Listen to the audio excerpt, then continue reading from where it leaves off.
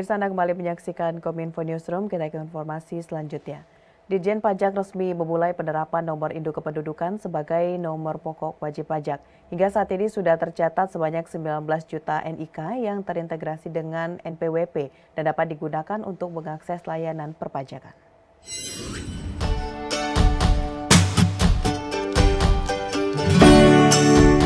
Kementerian Keuangan melalui Direktorat Jenderal Pajak resmi memulai penerapan nomor induk kependudukan sebagai nomor pokok wajib pajak semenjak diterbitkannya Juklak Undang-Undang HPP tentang NIK menjadi NPWP dengan Peraturan Menteri Keuangan Nomor 12/PMK.03/2022 pada 14 Juli 2022 lalu. Terdapat ketentuan yang harus dipahami oleh masyarakat, yakni bagi wajib pajak non-penduduk, wajib pajak badan serta wajib pajak instansi pemerintah, nomor pokok wajib pajak yang digunakan adalah dengan format 16 digit. Sedangkan untuk wajib pajak yang merupakan penduduk dan tidak melakukan perubahan data identitas, hanya dapat menggunakan NPWP dengan format 15 digit sampai dengan tanggal 31 Desember 2023 dalam layanan administrasi perpajakan yang menggunakan NPWP.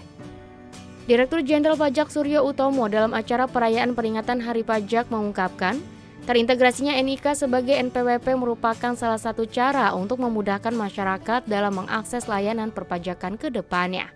Hingga saat ini sudah tercatat sebanyak 19 juta NIK yang terintegrasi dengan NPWP dan dapat digunakan untuk mengakses layanan perpajakan. Implementasi penggunaan nomor induk kependudukan NIK sebagai nomor pokok wajib pajak dalam rangka melakukan transaksi pelayanan dengan kami yang ada di Direktorat Jenderal Pajak.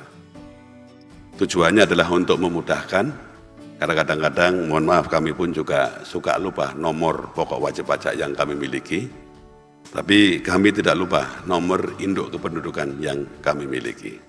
Jadi mudah-mudahan ke depan dengan penggunaan NIK sebagai NPWP ini merupakan awal dari langkah ke depan untuk mensinergikan data dan informasi yang terkumpul di beberapa kementerian dan lembaga serta pihak-pihak lain yang memiliki sistem administrasi serupa. Jadi mohon berkenan Ibu nanti Bu sekalian. Dan ini merupakan awal karena tadi saya sampaikan juga dilaporkan bahwa baru 19 juta nomor induk kependudukan yang kami dapat lakukan pemadanan dengan Direktorat Jenderal Administrasi Kependudukan dan Catatan Sipil. Masih banyak yang harus kami lakukan untuk melakukan pemadanan dan insya Allah dengan kebersamaan kami bisa melakukannya. Jadi paling tidak nanti minimal untuk 19 juta wajib pajak dapat melakukan transaksi dengan menggunakan NIK sebagai basis transaksinya dan ke depan akan terus kami lakukan penambahan secara bertahap.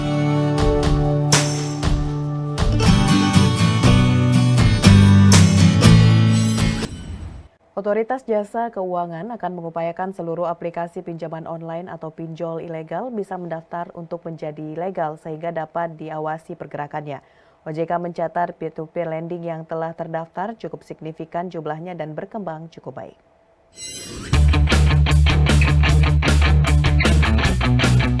Kepala Eksekutif Pengawas Perasuransian Data Pensiun, Lembaga Pembiayaan dan Lembaga Jasa Keuangan lainnya Otoritas Jasa Keuangan, Ogi Prastomiono akan mengupayakan seluruh aplikasi pinjaman online atau pinjol ilegal bisa mendaftar untuk menjadi legal sehingga dapat diawasi pergerakannya.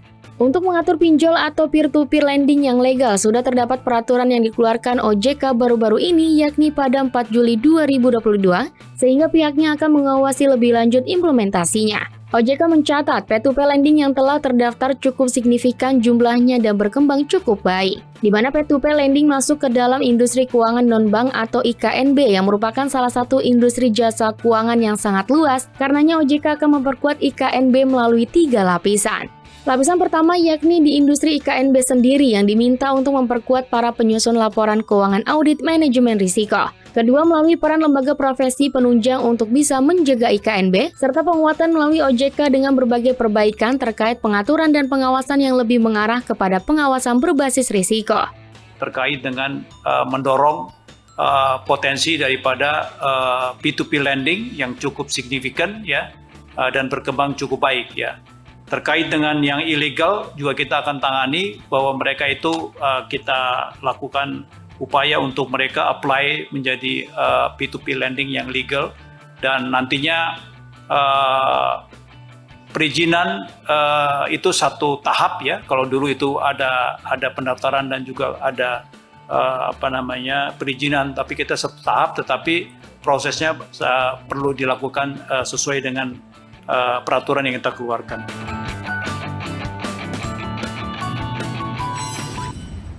Otorita IKN akan berikan pelatihan kerja bagi warga setempat. Kepala Badan Otorita IKN, Bambang Susantono mengatakan akan banyak bekerja sama dengan berbagai lembaga untuk meningkatkan kemampuan dan keterampilan masyarakat setempat.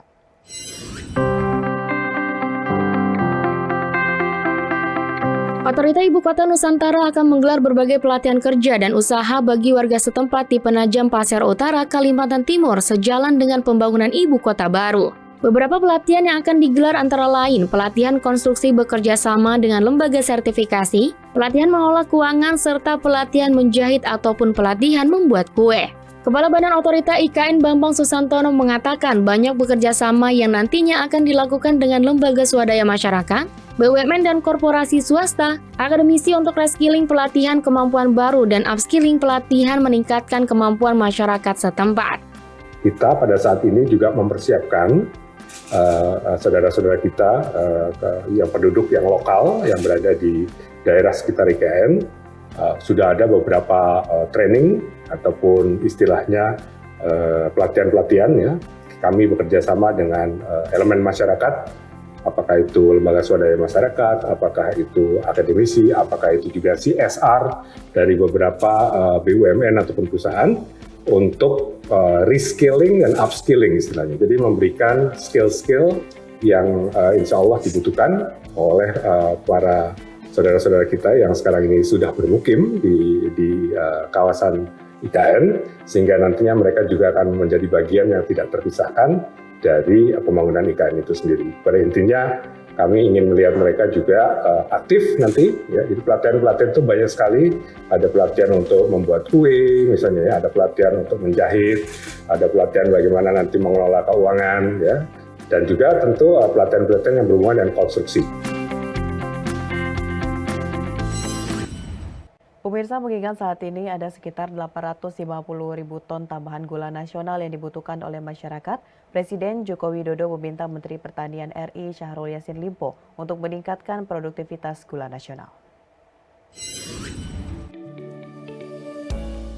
Presiden Joko Widodo meminta Menteri Pertanian Syahrul Yassin Limpo untuk meningkatkan produktivitas gula nasional. Mengingat saat ini produktivitas gula nasional masih sangat rendah, yakni sebesar 2,35 juta ton, dengan kebutuhan gula konsumsi nasional sebesar 3,2 juta ton, sementara untuk kebutuhan gula industri sebesar 4,1 juta ton. Mentan mengatakan dalam waktu yang sangat cepat, Kementerian Pertanian akan bekerja sama dengan Kementerian BUMN, Kemendag, Kemenperin untuk segera mempersiapkan kebutuhan gula nasional secara baik. Dalam keterangan persnya, Menteri Syahrul Yassin Limpo diminta Presiden untuk segera memperkuat langkah agar kebutuhan gula konsumsi di Indonesia dapat terpenuhi, mengingat saat ini ada sekitar 850.000 ton tambahan gula nasional yang dibutuhkan oleh masyarakat. Oleh karena itu, Bapak Presiden mengharapkan dalam waktu yang sangat cepat ada langkah-langkah bersama antara kementerian, baik pertanian, BUMN, perdagangan, perindustrian, untuk mencoba mempersiapkan berbagai hal untuk minimal mempersiapkan kebutuhan gula nasional kita secara baik.